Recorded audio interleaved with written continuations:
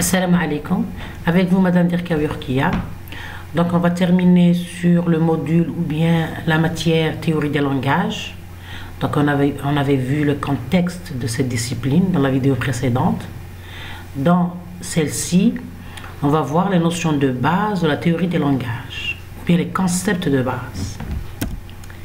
Donc puisque cette discipline étudie et traite les langages, donc automatiquement les notions de base sont les suivantes. Premièrement, l'alphabet. Deuxièmement, le concept mot. Puis la notion de langage, la notion de grammaire et les types de grammaire. Et ainsi de suite. Donc on va commencer par le premier concept de base qui est l'alphabet et l'ensemble des mots de cet alphabet. Donc c'est quoi un alphabet et c'est quoi un mot? Donc en théorie des langages, l'ensemble des entités élémentaires est appelé alphabet. Une combinaison d'entités élémentaires est appelée un mot. Donc, un alphabet, qu'on va noter A, est un ensemble fini, non vide, de symboles. Donc, les éléments d'un alphabet sont des symboles. Donc, par exemple, on a des exemples d'alphabet ici. Par exemple, on a l'alphabet A1 qui est formé de 3 symboles. Il y a le point, l'étoile et le losange. Il y a aussi un autre exemple d'alphabet A2 qui est formé des symboles A, B, C jusqu'à Z. Donc ici, vous remarquez que j'ai utilisé le mot symbole parce qu'on est dans le concept de la théorie des langages qui concerne les langages de programmation, machine. Donc, en linguistique, je parle, c'est-à-dire si on parle du côté linguistique, littéraire, donc l'alphabet A, B, C jusqu'à Z, elle forme le vocabulaire français. Ou bien c'est l'alphabet français. Donc le A, B, C jusqu'à Z, ce n'est pas des symboles, c'est des lettres. Vous voyez? Mais ici, on est dans le contexte langage de programmation. Donc les éléments des alphabets, bien d'un alphabet, ce sont des symboles.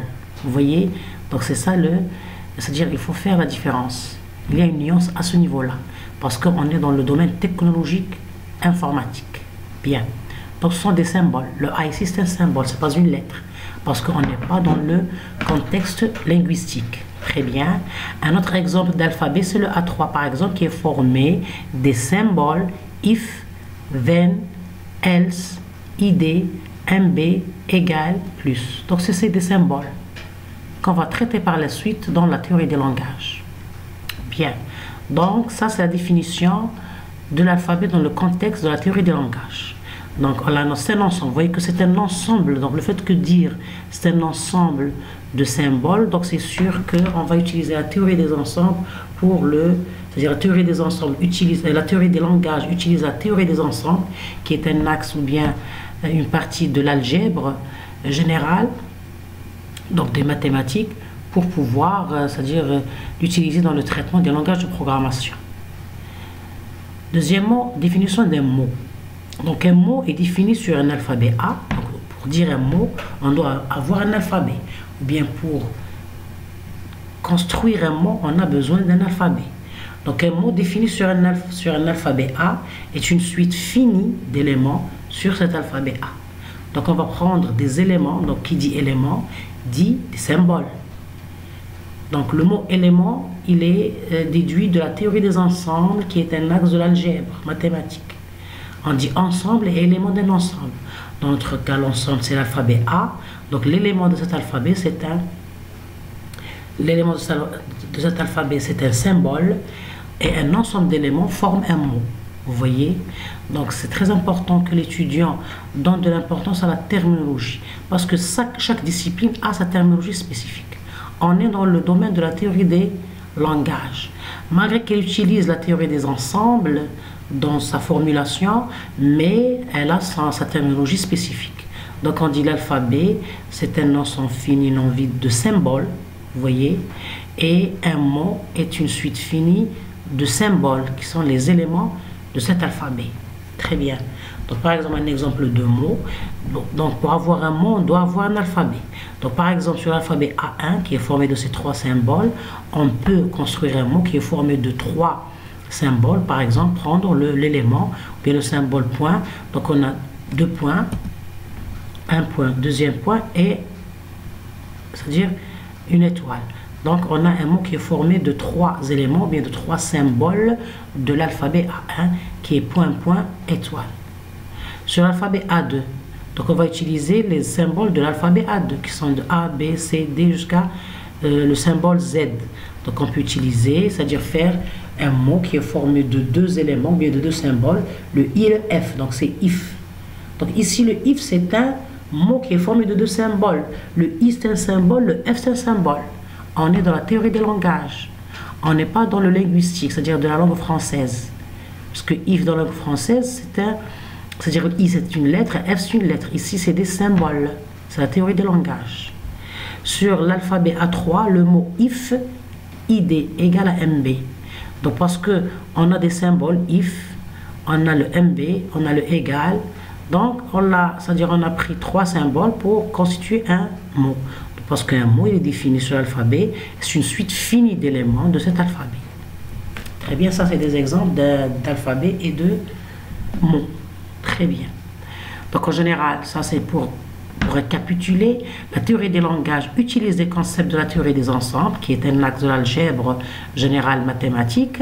Donc la théorie des ensembles qui concerne la notion d'ensemble, éléments, sous-ensembles, complémentaires d'un ensemble, les opérations sur les ensembles comme les intersections entre 2 ensembles, l'union de 2 ensembles, etc.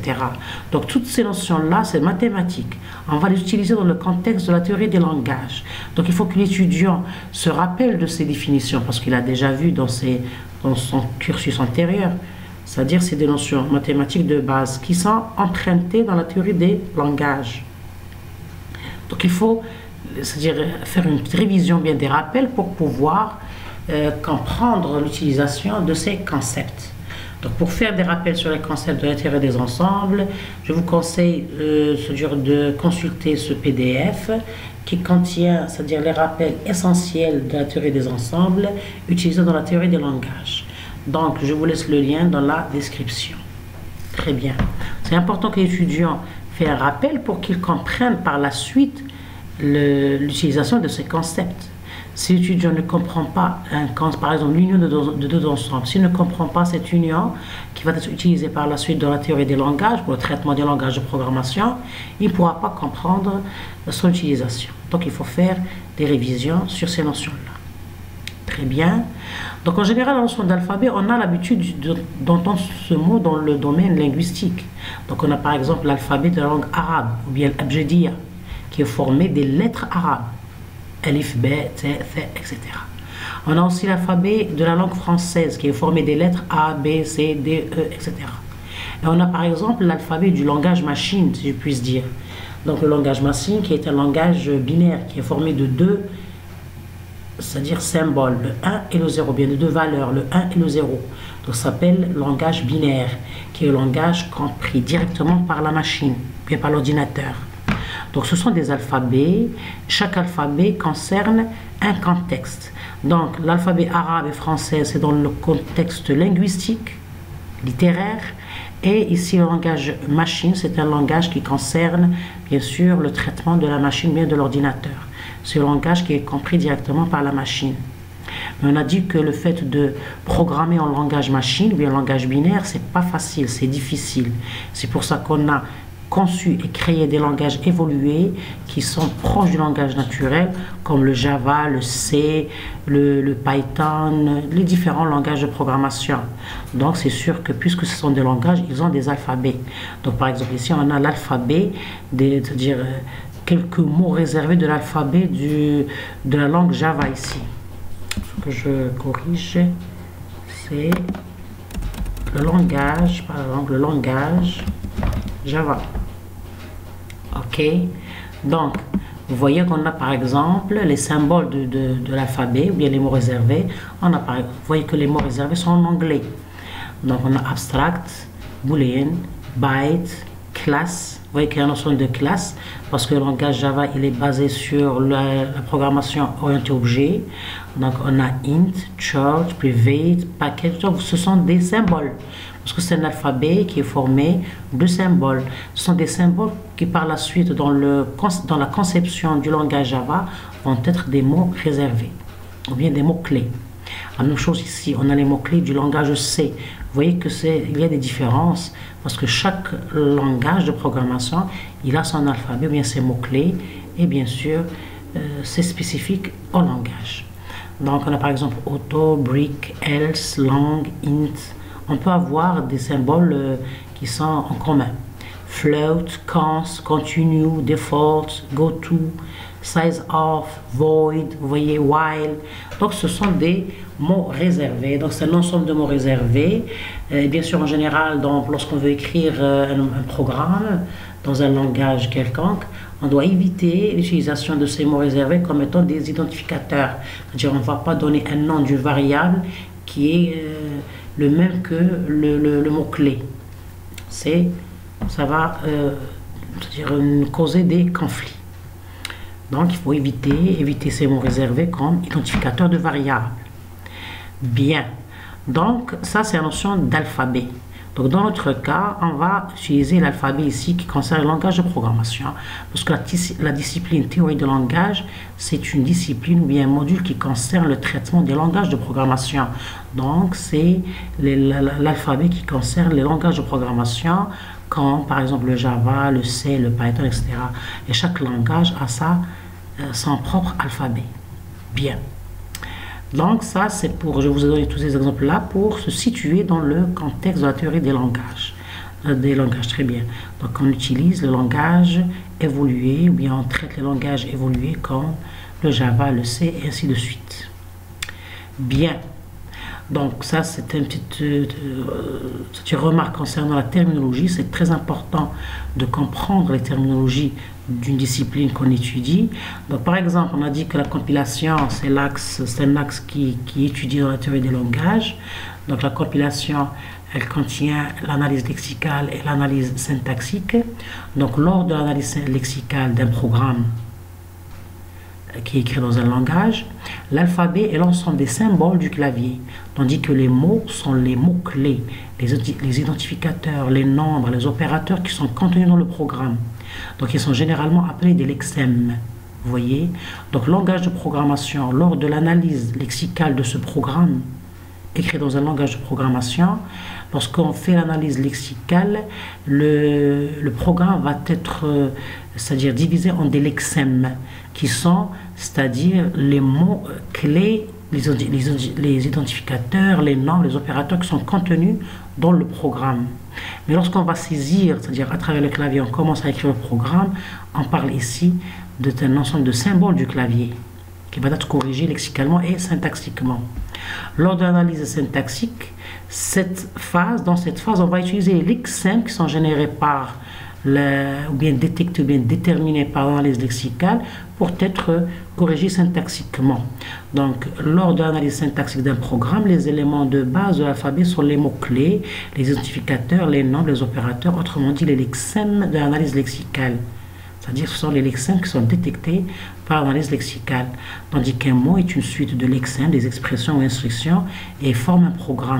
Donc l'analyse syntaxique, elle va utiliser les lexèmes qui constituent des instructions. Parce que les lexèmes, c'est un ensemble de mots qui vont être contenus dans une expression qui est l'instruction, qui se termine par exemple par un point-virgule. Donc cette expression, elle est corrigée syntaxiquement pour voir si elle est bien écrite. C'est-à-dire en respectant les grammaires du langage de programmation. On va voir tout cela en détail par la suite, dans la phase de compilation, ou bien dans la partie compilation. Mais ici, c'est-à-dire je vous ai donné ces notions-là dans le cadre terminologique. On parle de lexème et au niveau de l'analyse lexicale et de l'analyse syntaxique. Très bien.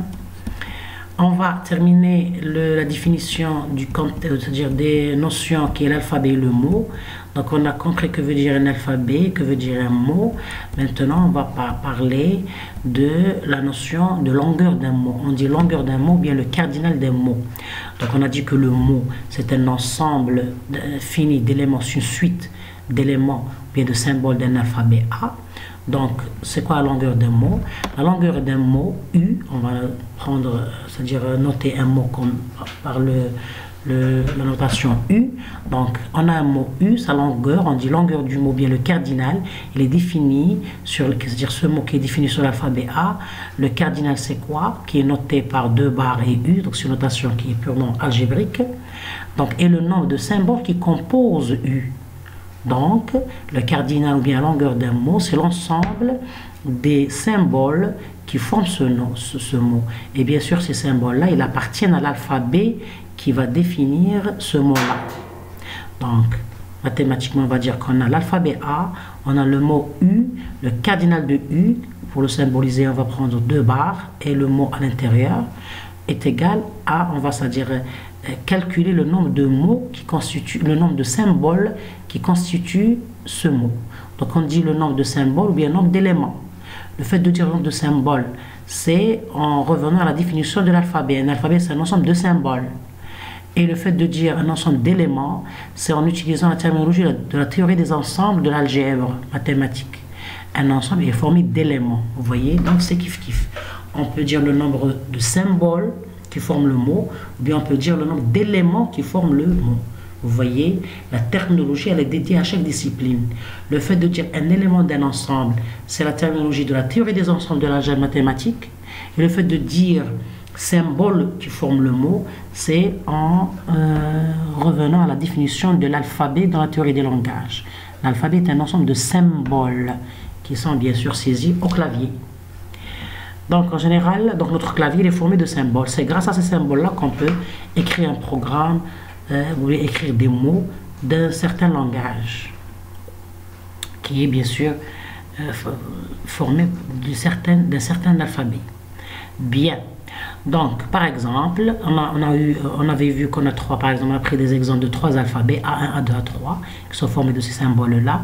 Donc, par exemple, sur l'alphabet A1, je peux, pour calculer la longueur du mot qui est formé de 2 points et une étoile, donc là, puisqu'on a 3 symboles, donc on a le cardinal de ce mot est égal à 3.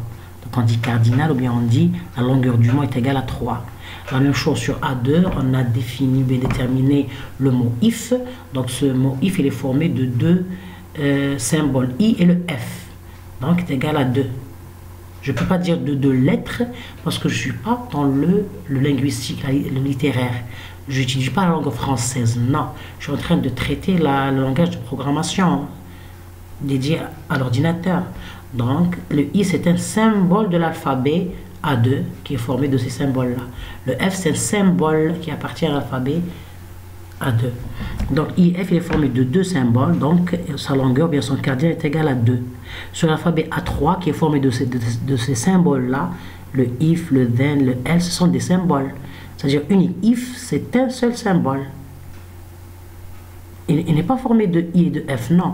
Le if, c'est-à-dire au complet, c'est un seul symbole, vous voyez. Donc ici, ce sont des symboles. Chaque symbole, c'est un élément. Donc le if, c'est un seul symbole. On ne peut pas dire que le if est formé de I et de F, non.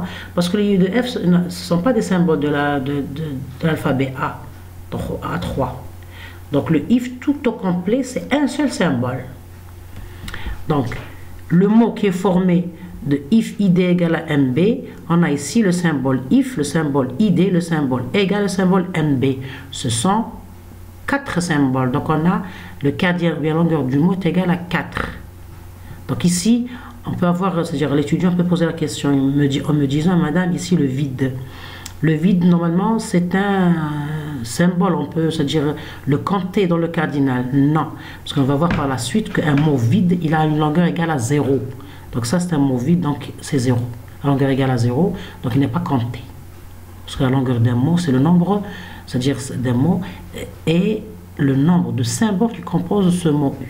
Donc ici, on n'a pas de, c'est-à-dire le vide, c'est pas, c'est-à-dire c'est un symbole de longueur égale à 0.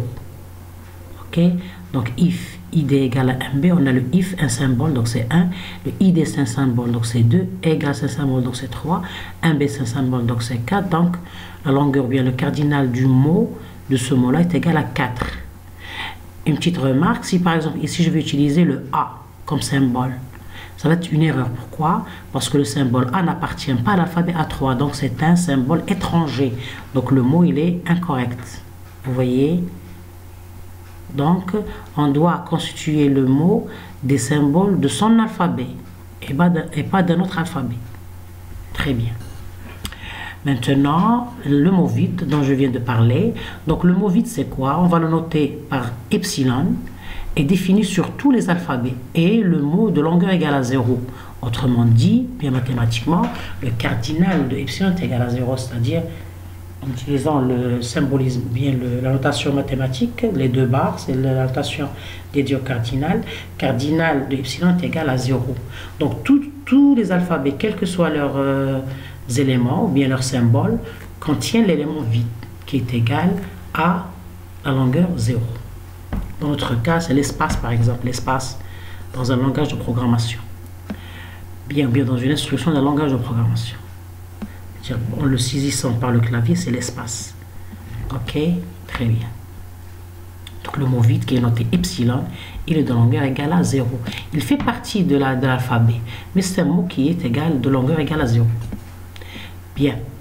Maintenant, on va toujours définir quelques notions très importantes sur l'alphabet qui vont être utilisées par la suite dans le traitement d'un langage de programmation. Donc on a la notion de A+ et de A étoile. Donc le A+ et la étoile, c'est quoi? On a, premièrement, donc le A, c'est l'alphabet A. Donc le A+ et le A étoile. Premièrement, c'est quoi le A+? On note A+, A c'est-à-dire A puissance plus, c'est-à-dire sur la notation c'est A, et puis plus c'est une puissance. C'est l'ensemble des mots de longueur supérieure ou égale à 1 que l'on peut construire à partir d'un alphabet A. Donc on a un alphabet A.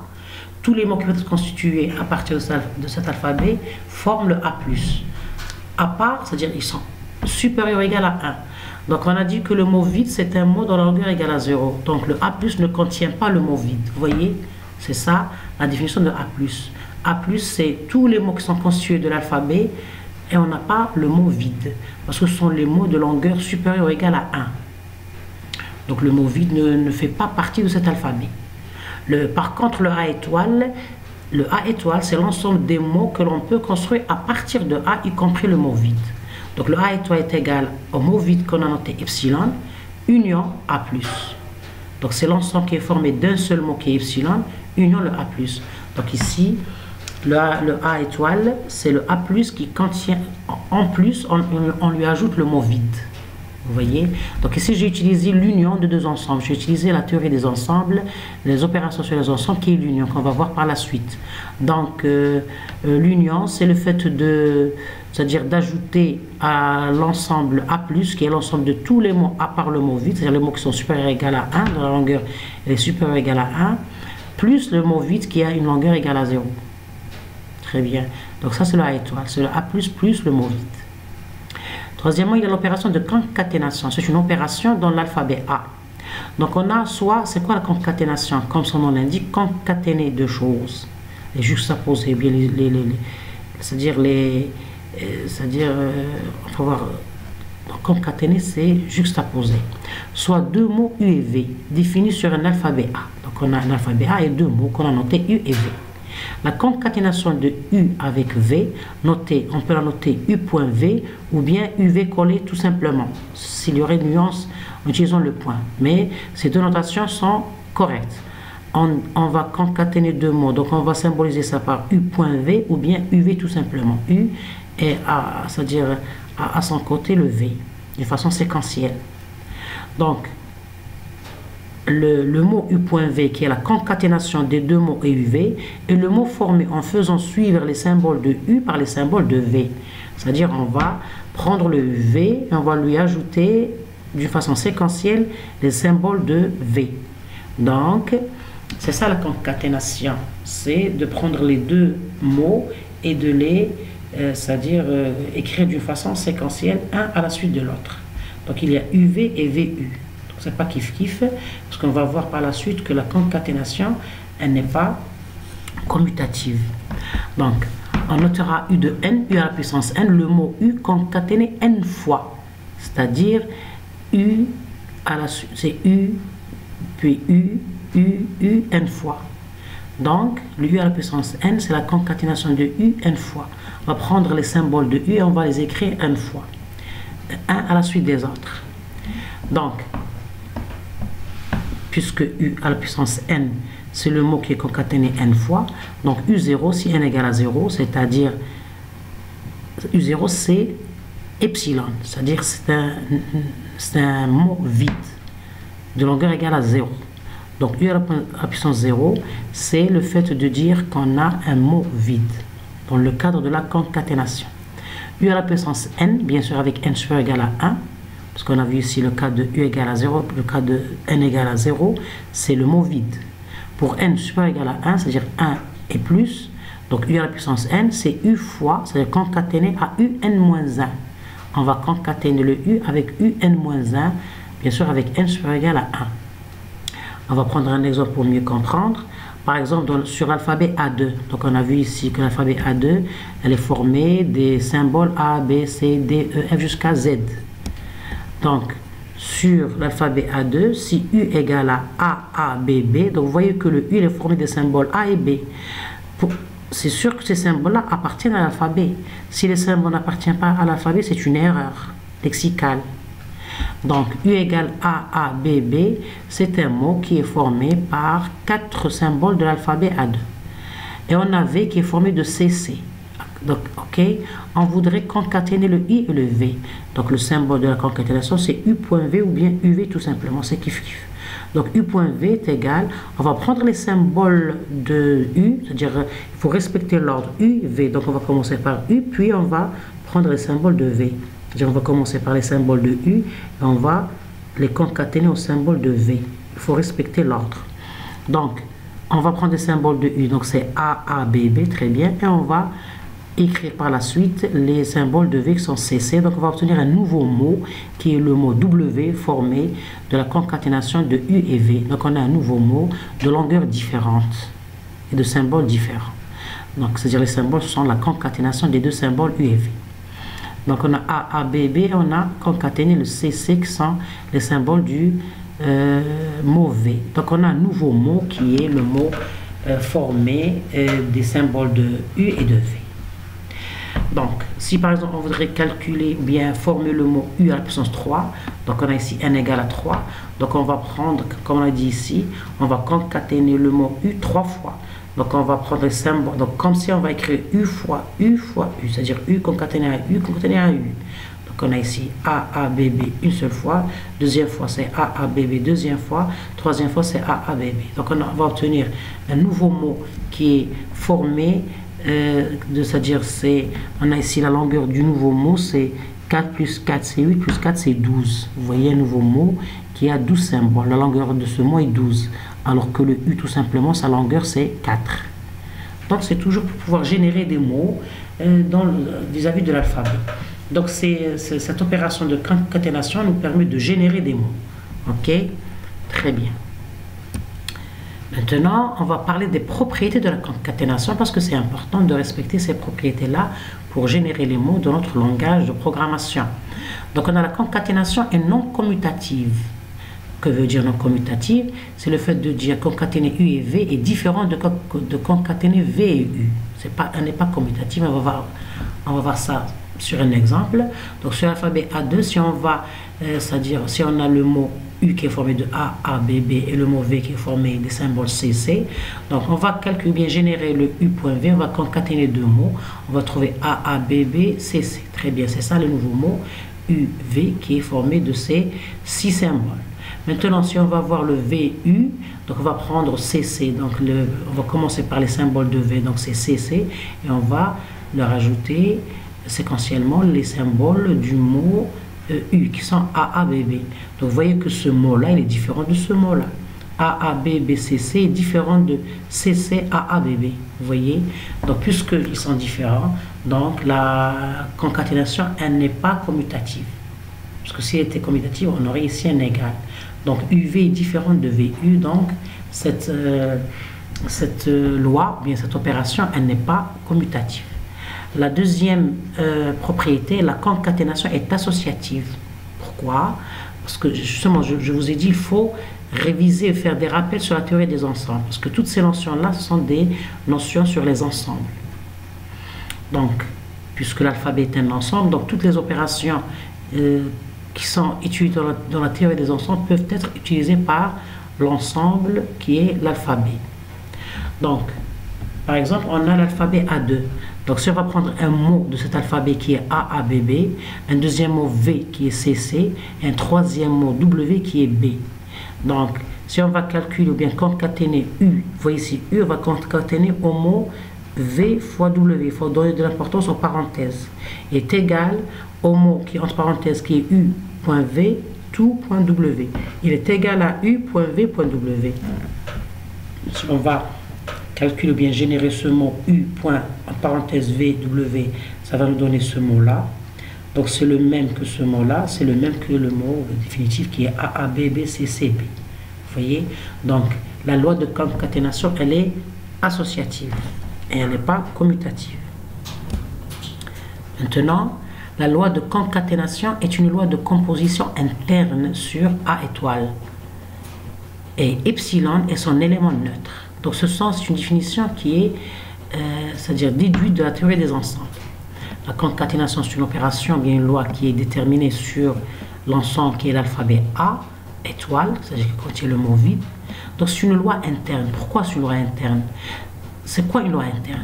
Donc je vais vous faire ici un petit rappel.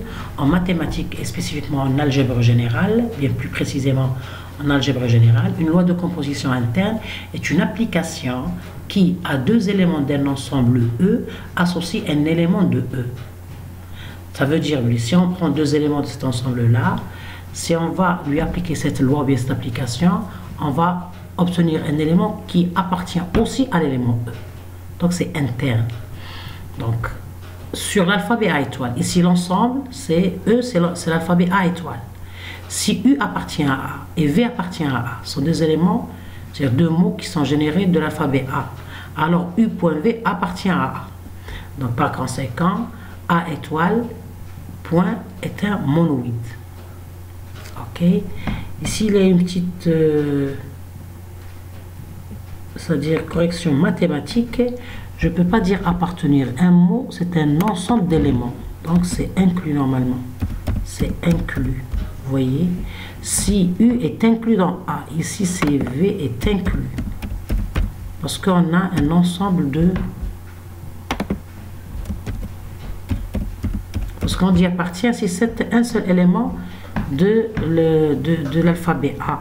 Mais ici, on a dit qu'un mot, c'est une suite d'éléments, un ensemble d'éléments, c'est-à-dire un sous-ensemble. Donc automatiquement, on ne va pas dire appartenir, on va dire inclus. Parce que dans la théorie des ensembles, on dit un élément appartient à un ensemble et une suite d'éléments est inclus dans un ensemble. C'est un ensemble d'éléments, c'est un sous-ensemble. Donc on dit inclus, vous voyez, c'est pour être plus précise. Donc la loi interne, c'est quoi? Si on a deux mots de l'alphabet A qui sont inclus dans l'alphabet A ou bien générés de l'alphabet A, donc leur concaténation, elle appartient aussi à l'alphabet A. Pourquoi?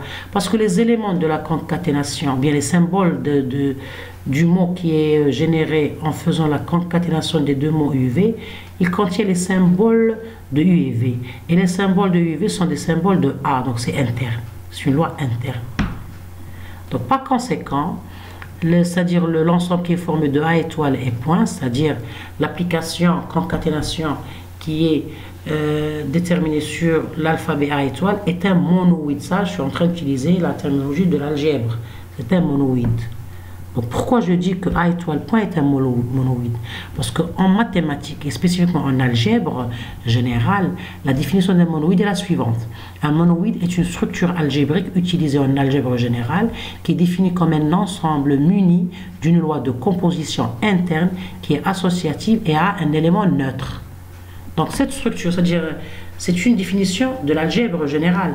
Si on a un ensemble et sur cet ensemble on va définir une loi de composition qui est interne et cette loi elle est associative et elle contient un élément neutre, bien elle possède un élément neutre, donc c'est un monoïde. C'est une terminologie qu'on doit respecter. Donc ces propriétés-là sont respectées dans la loi de concaténation qui est utilisée sur l'alphabet A. Donc la concaténation, elle est une loi de composition interne sur l'alphabet qui est A étoile. Donc on a un ensemble qui est le A étoile, c'est-à-dire l'alphabet qui contient des symboles avec le mot vide bien sûr, c'est-à-dire le symbole epsilon. Et puis on a cette loi qui est le point, c'est-à-dire c'est la concaténation qu'on a notée par point. Elle est associative et elle contient un élément neutre qui est le epsilon. On a dit que c'est le mot vide de longueur égale à 0. Donc, puisque ces propriétés-là sont respectées sur l'ensemble A étoile qui est l'alphabet de notre langage, donc c'est un monoïde. Puisqu'elle respecte ces propriétés, donc c'est un monoïde. Donc, on a emprunté ou bien on a utilisé la notion de monoïde de l'algèbre générale, mathématique, dans notre discipline qui est la théorie des langages. Pourquoi? Parce qu'on a un alphabet qui est structurellement ou bien formellement, c'est un ensemble. Donc, puisque c'est un ensemble de symboles, puisque c'est un ensemble, c'est un concept ensemble qui est un concept de la théorie des ensembles, donc on peut lui appliquer les concepts c'est-à-dire de la théorie des ensembles. Voyez? Donc on est en train d'utiliser un monoïde qui est l'ensemble A étoile point, c'est-à-dire c'est l'ensemble A étoile qui est l'alphabet avec l'élément vide. On va lui appliquer l'application concaténation qu'on a noté point. Elle est associative, elle a un élément neutre qui est le epsilon, et c'est une loi interne de composition interne, donc c'est un monoïde. Bien. Donc je récapitule ici, puisque notre ensemble c'est le A étoile ici pour être plus précise. La loi de composition est la concaténation qui est notée par point. La loi point qui est la concaténation est associative, et la loi point qui est la concaténation est non commutative, ça c'est une spécificité. Alors le couple A étoile point est un monoïde. Vous voyez, ici pour être précise, c'est le A étoile. Il faut toujours être très, c'est-à-dire précis. Surtout lorsqu'on utilise des concepts mathématiques, il faut être précis et c'est-à-dire efficace, si je puis dire. Donc, on est arrivé à dire que le couple A étoile qui est l'alphabet A formé de symboles plus le mot vide, menu de la loi point qui est la concaténation, est un monoïde. Très bien. Le fait d'utiliser cette notion, c'est sûr qu'on va l'exploiter par la suite pour étudier le langage de programmation, bien formuler l'étude, bien structurer l'étude de langage de programmation. Donc un monoïde A étoile point, et de plus, c'est-à-dire en plus des notions qu'on vient de voir, le monoïde A étoile point est de plus un ensemble infini, c'est-à-dire il est dénombrable, mais il est infini, entièrement généré par une base finie qui est l'alphabet A. Vous voyez? Donc ici, il y a une notion de fini et de infini. Si on a un ensemble de symboles, on a une notion infinie de générer des mots. Une notion, c'est-à-dire entièrement infinie pour générer des mots. Mais on a une certaine base finie qui est dédiée à notre alphabet A. On va voir ça par la suite en détail. Puis on va détecter cela par la suite lorsqu'on aura d'autres définitions, puis d'autres concepts. Donc, c'est la raison pour laquelle on dit qu'un monoïde est libre. C'est à la suite de cette notion-là. Le monoïde est un ensemble infini, c'est-à-dire il est dénombrable, entièrement généré par une base finie qui est l'alphabet A. Bien. Donc pour finir cette vidéo, on va faire voir un petit exemple d'application. Donc bien un exercice d'application. Donc on a un alphabet A qui est formé de deux symboles, le A et le B. Donc ici, je précise toujours pour dire que le A ici, c'est un symbole, ce n'est pas une lettre. Parce qu'on n'est pas en train d'étudier l'alphabet de la langue française. Ici, on est en train de voir l'alphabet dédié à un langage de programmation. Donc on a le A et le B, ce sont deux symboles qui constituent l'alphabet A. Très bien. On a trois questions. La première question, étant donné les mots U qui sont formés de deux symboles A et V qui est formé de trois symboles B, A, B. Très bien. Donc, vous voyez ici que la position des symboles dans le mot, c'est important. C'est-à-dire, si on diffère dans les positions, le mot, on a un nouveau mot. Donc, la question dit écrire les mots UV, donc la concaténation de U et V. Donc, on peut dire UV ou bien U.V, c'est kiff-kiff sur le plan symbolisme. Et aussi, écrire ou bien générer les mots UV au carré, bien à la puissance 2, et le mot U à la puissance 3V, la concaténation de U3V. Ça, c'est la première question. La deuxième question. Énoncer tous les mots de longueur 2 définis sur A. Donc, on va générer tous les mots de longueur 2 de A. Soit, troisième question, soit les ensembles, on a E1, E2 et E3. Ce sont des sous-ensembles de l'alphabet. Donc on a E1, c'est quoi? C'est tous les ensembles, bien c'est l'ensemble des mots qui sont formés de la concaténation de U et V, tels que U appartient à A+, et V appartient à A+. Ici, je peux toujours dire c'est appartient ou bien inclus. Pour être précis, c'est vaut mieux dire inclus, vous voyez? Mais ça n'empêche que ça peut être acceptable. Mais le fait de, c'est-à-dire de dire appartenir, c'est un élément. Inclus, c'est un sous-ensemble. Donc E1, c'est un sous-ensemble, c'est un ensemble de mots. Donc U, c'est un ensemble de symboles. Donc on peut, c'est-à-dire précisément dire inclus. Ça, c'est une remarque qui est assez importante. E2, c'est U.V tel que U appartient à A+, et V appartient à A étoile. E3, c'est U.V tel que U appartient à A étoile et V appartient à A étoile. Donc, à quoi correspondent ces ensembles-là? Donc, pour que l'étudiant puisse faire d'une façon, ou bien résoudre cet exercice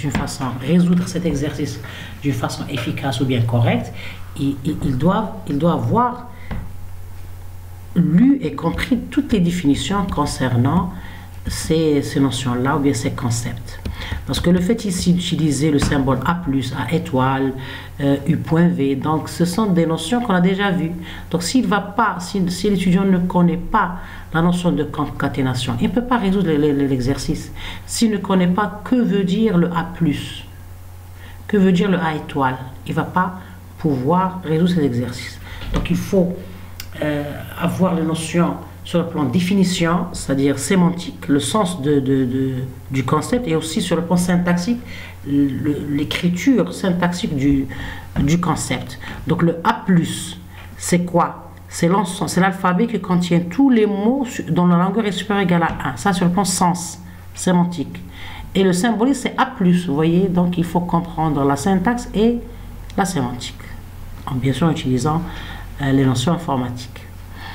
Donc, très bien. Donc, on va essayer de résoudre cet exercice-là d'une façon directe. Premièrement, la première question. On a les deux mots UV. On va essayer de calculer ou bien de générer UV, UV étoile ou bien U3V. Ou bien, on dit générer ou bien écrire. Bien. Donc, le UV, c'est-à-dire la concaténation de UV, ou bien on pouvait écrire U.V, c'est toujours correct ici pour que l'étudiant saisit mieux cette notion. Donc on peut écrire UV collé ou bien U.V.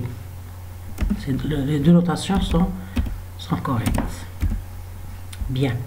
Donc, qu'est-ce qu'on va faire? On va prendre les symboles du mot U et les symboles du mot V. On va les écrire l'un à la suite de l'autre en respectant l'ordre UV, parce qu'on a dit que la concaténation, elle n'est pas commutative. Donc UV elle est différente de VU. Donc UV, c'est AA, le U c'est quoi? Le mot U c'est quoi? C'est AA. Donc on va écrire les symboles du mot U, donc c'est AA, et on va lui juxtaposer ou bien lui ajouter de façon séquentielle les symboles du mot V qui sont BAB. Donc vous voyez, donc on a AA et BAB. Donc on a obtenu un nouveau mot qui est formé de 5 symboles. Très bien. Maintenant UV à la puissance 2. Donc, premièrement, on va concaténer le UV et puis on va le concaténer deux fois. Donc, premièrement, il faut calculer le UV. Donc, le UV est formé de 5 symboles. C'est AA, BAB. Donc, c'est AA, BAB. On va l'écrire deux fois. Donc, AA, BAB une fois, AA, BAB deux fois. Donc, on va obtenir un nouveau mot qui est formé de 10 symboles. Bien sûr, grâce à la loi de concaténation. Maintenant, U3V, donc on doit premièrement calculer ou bien écrire le U à la puissance 3 et lui ajouter le V. Donc le V c'est BAB, mais le U3 c'est quoi? On va écrire 3 fois les symboles du mot U. Donc le mot U est formé de AA, donc on va écrire AA 3 fois. Donc AA, on va lui ajouter AA, et on va ajouter une troisième fois AA. Donc on a 2 fois 3, c'est-à-dire 6A. Et on va leur ajouter le V qui est BAB. Donc on va obtenir un nouveau mot qui est formé de 9 symboles. Donc c'est un nouveau mot qu'on peut même noter autre chose. On pourrait l'utiliser par la suite. Par exemple, ce mot-là, on peut le noter W. Donc on a un nouveau mot W qui est formé de la concaténation de U3V. C'est un nouveau mot qui a longueur égale à 9. et les mots qui ont, c'est-à-dire permis de générer ce nouveau mot, ce sont le U qui a une longueur de 2, c'est AA, et le V qui est de longueur 3, c'est le BAB. Vous voyez, pour générer un nouveau mot qui est appelé W, qui a la forme U3V, bien obtenu par la concaténation de U3V. Donc déjà U3 sur une concaténation, puis on a notre concaténation avec le V, qui est un nouveau mot qui est égal à 9, ou bien dans la longueur, ou bien le cardinal est égal à 9 symboles. Vous voyez, très bien. Maintenant, la deuxième question, énoncer tous les mots de longueur 2 définis sur A. Donc à longueur 2, on va prendre les symboles de l'alphabet A, on va essayer de générer toutes les permutations possibles, bien toutes les combinaisons possibles. Donc puisqu'on a deux mots, donc on peut générer AA, AB, BA, BB. Donc le mot AB est différent du mot BA parce que la concaténation elle est non commutative. Donc on a 4 mots dont la longueur est égale à 2. C'est le maximum. Pour la longueur égale à 2. Bien. Maintenant, je vous ai donné ici une définition algébrique des 3 sous-ensembles E1, E2, E3 de l'alphabet A. Donc, on va essayer de c'est-à-dire à quoi correspondent ces ensembles. Donc, on a E1, c'est l'ensemble des mots concaténés de U et de V, tel que U appartient à A+, et V appartient à A+.